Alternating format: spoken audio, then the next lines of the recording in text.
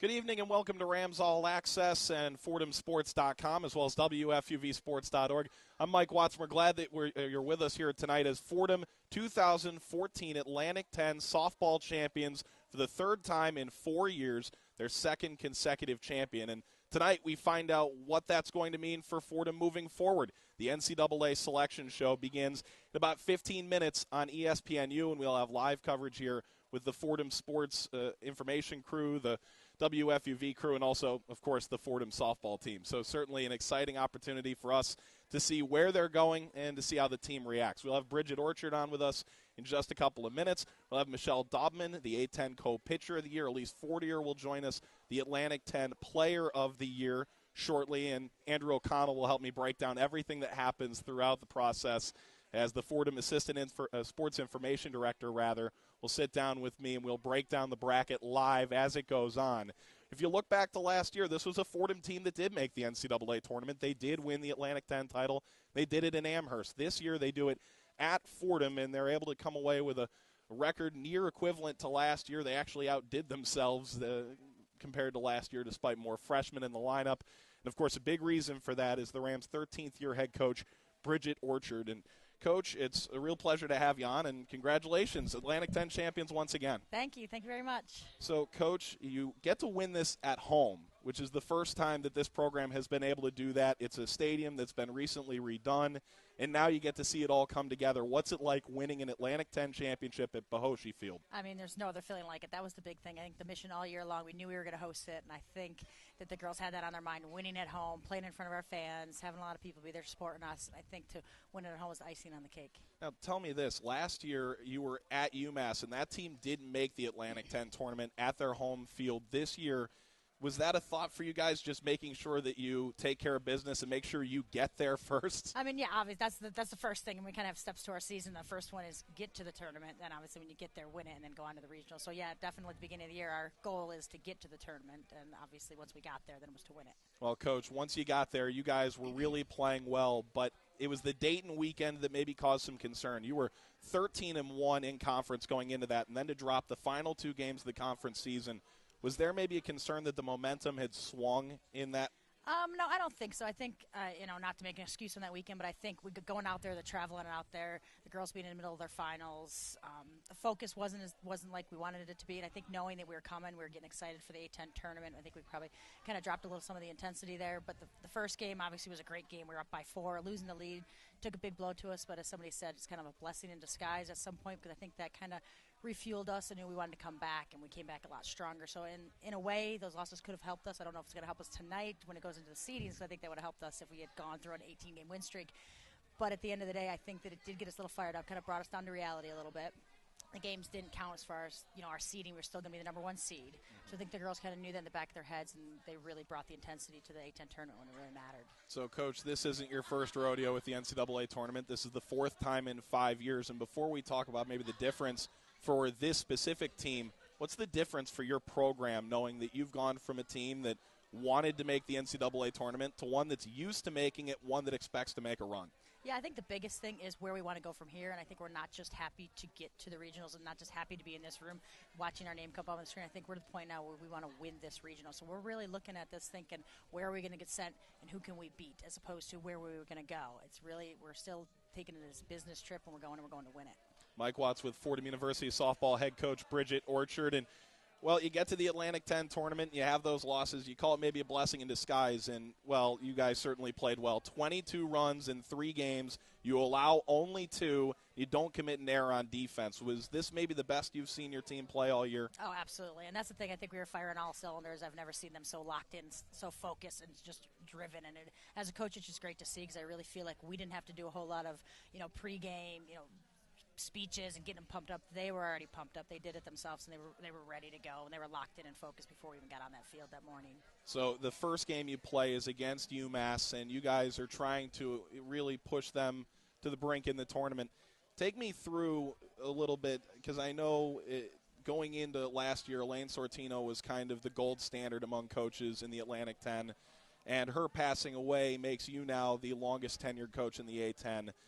What did it mean for you to not only see that team in the tournament, one that you guys have had battles with for so long, but what have you learned from her in all the years that you guys were competing against each other as head coaches? Yeah, a ton. I mean, the biggest thing, and I think the one thing that they had is they kind of had that dynasty, and they came and they brought it to the field, and it was like they knew they were going to win. They never dropped games that they weren't supposed to. They came every day. They were confident. They had the swagger, and they really took it to teams that they played. So what I kind of took from her and to our team, I think, takes from them as well, is we get on that field, we're going to be relentless. That's kind of our phrase that we've gone through this year is we're going to be relentless, and we're going to score, and we're just going to just stomp them as fast as we can and score as many runs as we can and really not let up. And that's kind of what I see the UMass teams, when they came on the field, just the way they carry themselves and their presence, you kind of knew they were going to win. I think our team has kind of taken that over where the girls, they don't only just look like they're going to win, they know they're going to win. I think that's been a big difference. And just the way they carry themselves, the way you warm up, the way you go to the field, the way you have that swagger about yourselves. And Fordham softball has that now. Fordham University softball has swagger. It's official. Absolutely. So, Coach, let's talk about this last game for you guys. It was against St. Louis. You guys had a really epic battle in the essentially semifinals for you guys. Really, a 2-1 game. It looked like the old Atlantic 10 of a couple years ago where there would be a pitching duel, great defense. Well, you get to the next day on Saturday and 11 runs. What was the difference? I think we had the confidence. I think we were fired up. I think the 2-1 game actually fired us up a little bit because we didn't want it to be that close. We wanted to win by a lot. We thought we could win by a lot more than that. So I think them taking us 2-1 again was one of those blessings, which we didn't want to be in that close of a game. But since we were, I think the girls came out the next day on a mission, and we're like, we're not going to be close. We're going to come out and fire up right away. We're going to score in that first inning. Obviously, Sydney Canessa opening up with a home run. I think that really opened up the floodgates for everybody. Once we scored that one run, like I said the day before, we waited until the sixth inning to score. So I think scoring not only in the first inning but the first batter, we knew right then. I think everybody was fired up, and with the fans there again being at home, her knocking that out of the park and leading off as a freshman, coming up, it was like, all right, we're game on. We're going to win this game. Now, just a couple more questions for you before we turn to a couple players. But you mentioned a freshman coming up in a big spot. This team has had freshmen come up in big spots all season long.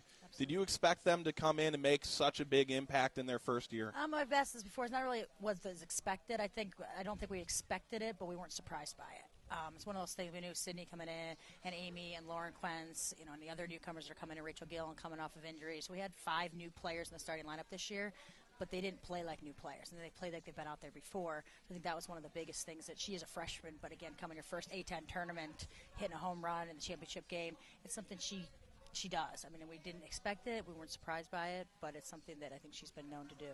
So the team making big strides with their freshmen coming in, but it was a pair of upperclassmen who bring home the big-time hardware from the Atlantic 10 regular season. We've got the A-10 co-pitcher of the year and the A-10 player of the year. We're going to have both of them on in a minute, but just your thoughts on both what Michelle Daubman and Elise Fortier were able to do for your team this year to get them back into the number 1 seed and to win another A-10 tournament. Absolutely. I think it was just the leadership. I think the two of them, what they were able to bring this year, we didn't have captains, and they were able to step up as everybody on our team was able to step up in different ways. So we had leaderships from our seniors, from our juniors, from our sophomores, from our freshmen. So it was a nice little mix that we had.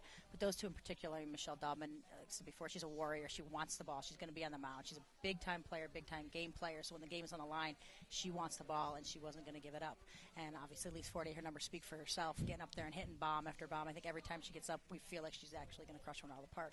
So I think for her and the others follow them along and say, they can do it, we can do it. And it's not just one player for this team. So I think that it helps Michelle and it helps Elise that, Michelle is not the only one called upon to pitch. We have, 3 other quality pitchers that can come in, and she knows that. I think same thing with Elise. She's not the only one that can hit a home run. Other players that can do that as well. So I think that helps them relax a little bit, because if she doesn't hit it out, Kayla will hit it out or Gabby will hit it out. So they know that, different people are going to step up, and I think that helps them play better. All right, Coach, one last question for you before we move on to some of your A-10 players of the year. Where do you think this team goes? Do you have an inkling going in where you think this team lands? I have no idea. We have no idea. We've been trying to guess. I think we're going to go out somewhere out west is my guess. We'll be out somewhere in Washington or somewhere out. I have no idea. Last year was shock when we went to Oklahoma. So I seem to be shocked every time we go. So I have no idea. I'm just kind of excited to see somewhere hopefully we can go and win that regional. Does that affect you guys at all? As soon as you see it, what's the first thought that usually goes through your head when you see 3 teams and where you're going? The first thing I think about is, have we played them before, and what do we know about them?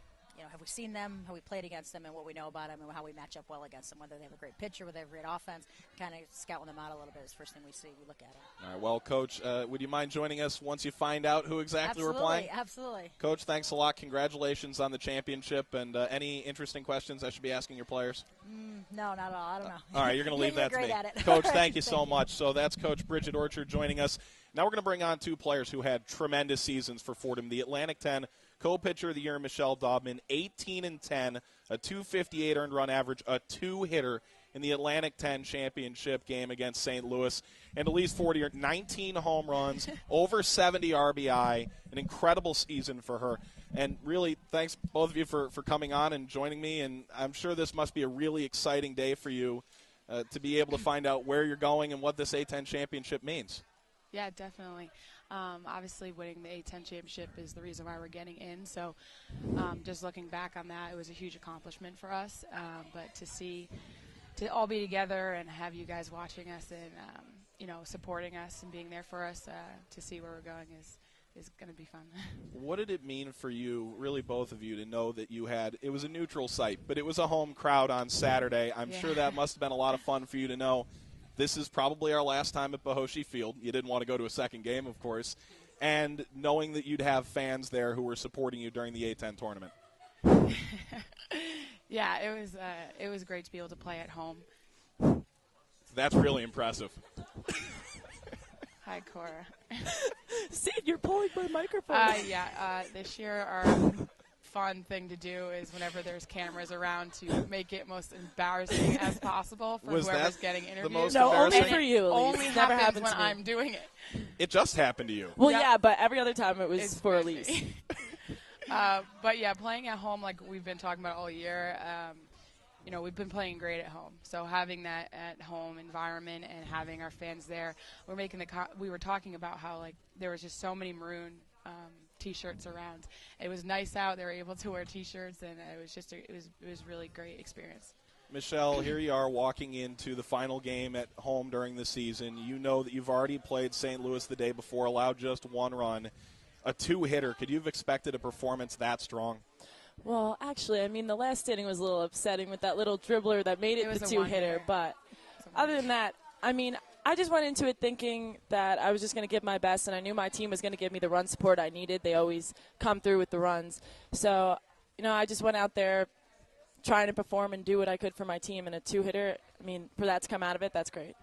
So I know that both of you, you're known for hitting, you're known for pitching, but not only are you good at that one thing, you're a tremendous defender at shortstop, over 97% fielding percentage. And, Michelle, you're a very solid hitter right in the middle of that order. So how much do you take those things and focus on that as you go through the process of preparing for a game? Are those equal to hitting on defense or pitching versus hitting? Is that something you focus on at equal weight? I think they go hand in hand. So I know for me personally, if I'm having a good day in the field, it shows hitting and vice versa. So it's not so much that I focus on one or the other, but knowing that if I make a great play in the field, it definitely shows up in my at-bats as well. I definitely agree. On the other hand, I try to compartmentalize them, I guess. I mean, I'm not really thinking about hitting when I'm pitching, and I'm not thinking about my pitching when I'm hitting. So I try to keep them two separate entities as opposed to, I guess, letting them play into each other. But I definitely focus on them equally while I'm performing each separate thing. So you guys are champions 3 of the last 4 years. For both of you, 3 years on campus, and I'm sure back-to-back A10 championships are very exciting. Mm-hmm. You went to Norman last year. Where do you want to go this year? Oh, geez. That's a tough question. Yeah, I mean, from the teams that we've kind of heard that we could possibly be at, I would like to go to possibly Michigan. Okay. That'd be good. Ann Arbor and... Same thing from the teams that we've heard we could go to. I would pick Louisiana Lafayette. Okay. Well, certainly exciting to find out where you're going. You can go ahead and join your team, and thanks so much for coming on, and congratulations not only on A10 Co-Pitcher of the Year and A10 Player of the Year, but also another championship for Fordham, and to do it at home. Congratulations to both of you. Thank you. All right, so that's Michelle Daubman and Elise Fortier joining us here on the Atlantic 10 Digital Network and Rams All Access. Andrew O'Connell, who is clearly a much stronger-jawed gentleman than I, will join me now on the A10 Digital Network to walk you through the bracket and maybe give you an idea of what exactly this all means when it's announced. Andrew, I know I've looked at some bracketologies, but I've seen maybe Fordham at Ann Arbor. I've seen a couple of different places. But where does this team fit into the larger context of an NCAA tournament? Well, they're one of those teams that can come in here and they play the competition earlier in the year. They could beat anyone. So it doesn't really matter, I think, where they go. I don't think there's any team in the tournament that they're going to go in there and say to themselves, we don't have a shot to win this thing. So the Atlantic 10 tournament champions, that was really the only way in. A lot of people thought this would be a one-bid league. Odds are that's probably how it's going to remain, with Fordham winning the championship. What exactly would you expect in terms of Fordham, in terms of maybe what pod you expect them to go into, or would they face a top seed given their RPI or given their wins and losses this year? Well, it's really tough to tell because, excuse me, the NCAA does give geographical consideration, but then we thought last year that we might be going somewhere close, ended up in Norman, Oklahoma. I think it's one of those things, once you're on a plane, you're on a plane. Doesn't really matter where you're going, but it's tough to tell. They don't really do seedings in particular for the individual regions. So, like last year, Fordham was in a regional with Oklahoma, who was the number one team in the country, the eventual national champion, a very good Arkansas team out of the SEC. And then you also had Fordham and Marist. It was actually pretty funny. Two schools that are about 50 miles away from each other up the Hudson River. We're playing in Norman, Oklahoma, about 1,500 miles away. So it's one of those things. If you had told me earlier I'd be seeing Fordham and Marist playing in Norman, Oklahoma, I don't think I would have believed you. But fair enough. We'll see how that affects things here. Alabama, a team that visited Fordham a couple of years ago. The Rams with a tremendous upset being shown on the screen right now as the second overall seed. Oregon was a team that Fordham already played this year when they were ranked number 6 in the country. They were shown as a number 1 seed, so certainly not surprising to see those teams up near the top yet again, but also their programs Fordham has played and competed very closely with in the past. You talk about competing. They did that exactly against Oregon. They went the full 7 innings against them. It was a one-run game for a while, and that just goes to show you how this team can compete against top national talent. And if you can hang in with the number 1 team in the country, heck, you can hang with anyone.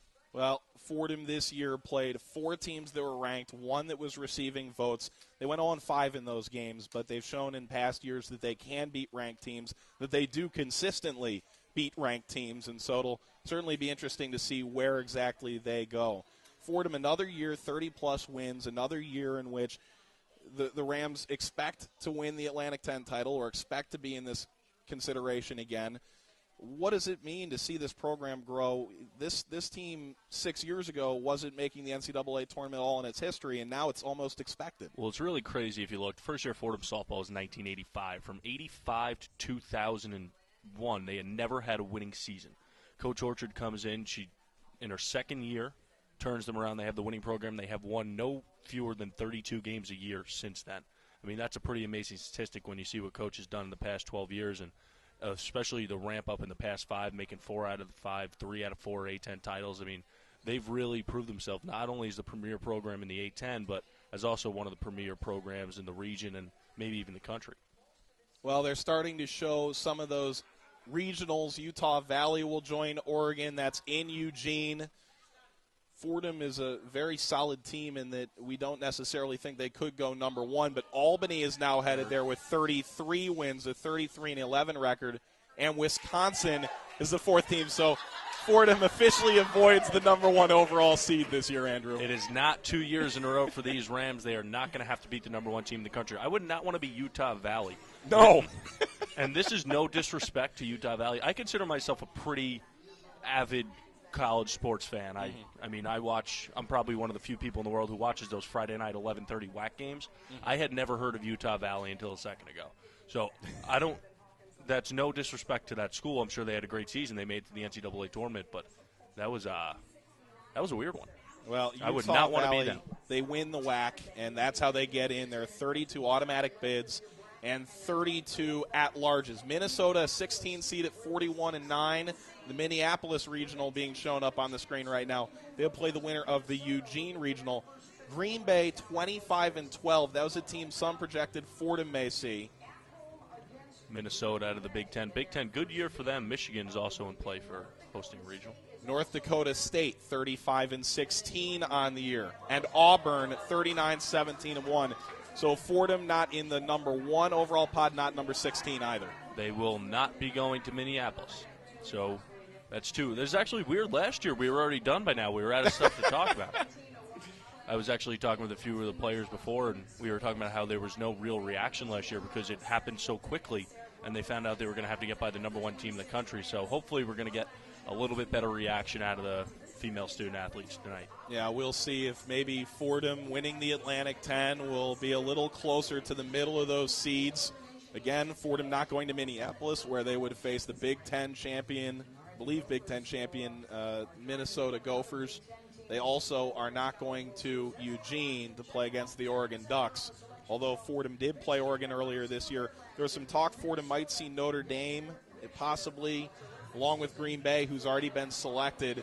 They're showing Arizona State. This is in Tempe, Arizona. They're the 9 seed.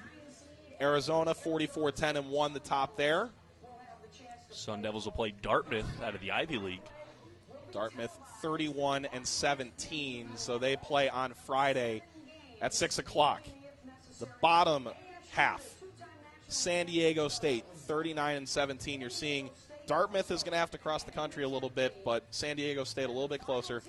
Michigan 42-12 go to Tempe, not in Ann Arbor. Michigan not getting a regional site. That is something that I was not expecting to see. There was a lot of speculation going around that maybe that would be a potential site for the Rams given its relative proximity. Wow. When you consider the location of some of the West Coast pods. But that was really a shock to see Michigan going somewhere else to play. Well, you look at the rest of the seeds that were projected and the host sites that were projected, and honestly, there aren't a lot that are very close to Fordham at this point. A lot of people thought maybe Minneapolis, maybe you could see them go to Ann Arbor, but things have gotten a little bit more difficult now. Now we're going to go to the Florida State region. They are the 8 seed, 50-6 overall. This is in Tallahassee.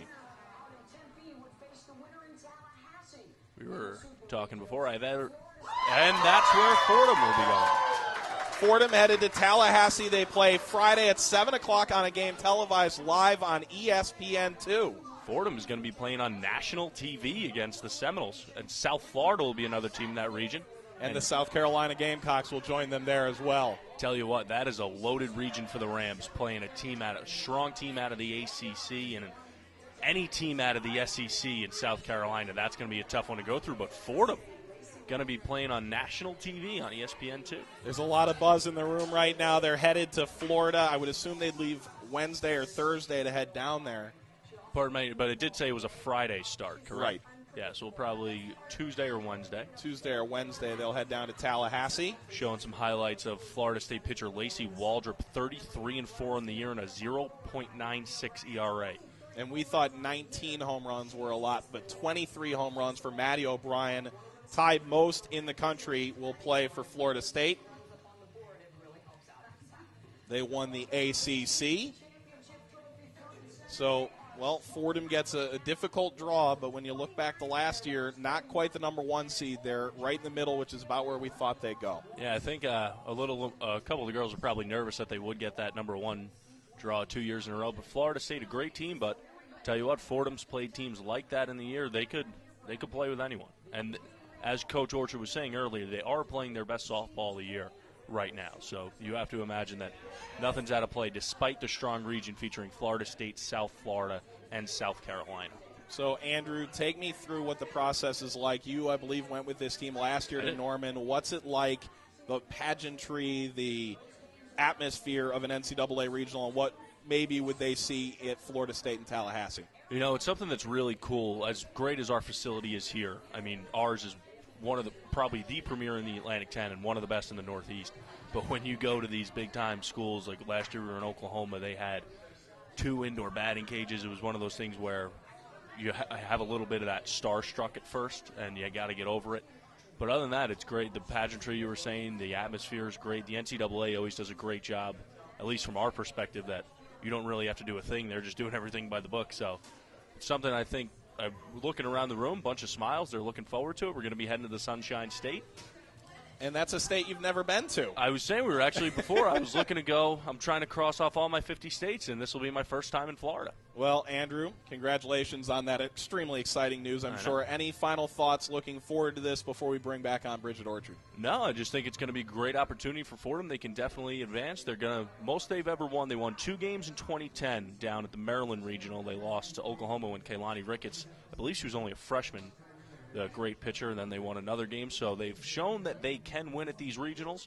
It's going to be tough this year because we just saw the strength of that bracket is pretty good, but I got faith in them. I think they'll be able to pull out a couple wins. So just to be sure, South Florida, Carolina, South Carolina, and Florida State. Florida State will all be in the Fordham bracket. 7 o'clock ESPN 2. You'll be able to see the Rams. Should be exciting. Thanks a lot for joining. Thanks a lot, Mike. That's Andrew O'Connell, Fordham Assistant Sports Information Director, joining us here on the Atlantic 10 Digital Network and Rams All Access. Fordham again plays Friday night, 7 o'clock, ESPN 2. They'll start against the 8th seed overall, the Florida State Seminoles. We bring back on Fordham head coach Bridget Orchard, who is finagling that headset just right. Coach, what do you know about these 3 teams that you've been placed with? Not much. I mean, we know a little bit about USF from last year, not this year. South Carolina we haven't seen, and we haven't seen Florida State. I watched them on TV a few times, so we'll go back and watch some more game tapes. But we know a little bit about some of their pitchers. I've seen her when she was recruited. She played up actually out of Jersey, so I've seen her a little bit. But other than seeing her 3 or 4 years ago, not a whole lot yet. So what does this process now entail for you over the next couple of days in terms of getting ready to go, trying to find tape on these teams? What's that like for you as a head coach? It's fast. I mean, we try to get everything moving as far as getting the travel logistics, getting the flights, getting the hotels, how we're going to get there, stuff like that. So our practice time's in. The girls are still finishing their finals. So trying to work everything out and trying to get things done. But playing Friday night, 7 o'clock, prime time on ESPN will be kind of cool. What's that like for you, knowing that you're going to be on national TV? They're going to be talking about all your team's awesome. accolades. What does that do for you as a coach moving forward? Hey, we were on ESPN2 last year. Absolutely. Where was Stony Brook? Where was Marist? Absolutely. All the it's a teams huge recruiting piece. I think it's huge. It's huge for the university, huge for Fordham, for people to see Fordham on TV, to be able to watch us. So the parents that weren't able to make it down there, the fans that aren't able to come watch, they can watch it on TV. Televised game. I think for recruits to see our name, see Fordham, they've heard of us when we go out recruiting. They know us. If we can pull an upset, that's even better. And I think we can do that. I think we have a team right now. We're playing right now very well. We're hitting the ball well. We're pitching well. So I think anything can happen, especially in our game. And we got an 8 seed, so it's better than going to the number 1 like we did last year. So I think it's going to be exciting for us. What exactly do you've played in Florida plenty. You've played a lot of these teams, but these are a couple teams you haven't seen before. So in terms of the logistics of it, does this really affect how your mindset is going into this weekend? No, not really. Not really. I think we're I think they're one of the only teams that are traveling down there to get there. But other than just traveling there, I think it's exciting for our girls, and I think that they'll be up. They play really well on a big stage. I think this is helpful for them. Well, Coach, I always give Stephanie Gately, when she joins us for coaches shows and selection shows, a chance to get the final word. So whether it's anyone you want to say hi to might be watching, or Coach Gately has a list of about 23 people that she has to throw out every time. But either that or really your final thoughts on winning the Atlantic 10 and what you maybe look forward to most when you go to the NCAA not really. regionals. I'm just looking to stay focused, keep this team focused, keep on winning, and just bring home a title. Coach, congratulations. Thank you. So that's Fordham head coach Bridget Orchard joining us here on Rams All Access, and that should more or less cover everything that we've gone through here today. So again, Fordham will be up against the number 8 seed to start. So they'll be starting against Florida State. They're going to continue watching a lot of the selection show as it continues to go. So they are headed to Tallahassee. On the other side of that 4-seed bracket, it's South Carolina and South Florida, all teams with over 35 wins on the year. An extremely difficult draw, but you look back to last year, and Fordham not exactly playing the number 1 overall seed, which is something we've talked about as maybe being a bit of a blessing this year, that's not at least how they need to start. And we'll find out if Fordham can make a run into the Super Regionals. So certainly we appreciate you joining us for this exclusive presentation on WFUVSports.org and FordhamSports.com of the NCAA Fordham University version of the selection show for softball this year.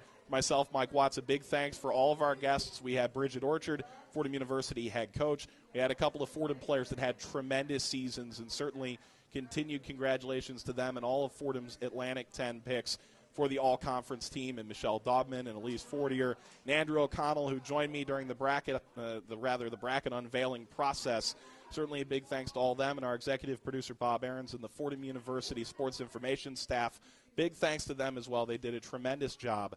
Thanks to everybody for tuning in. Fordham, again, they play 7 o'clock on Friday. ESPN2, you can catch it live on national TV. They play the number 8 seed Florida State Seminoles. So long from the Bronx.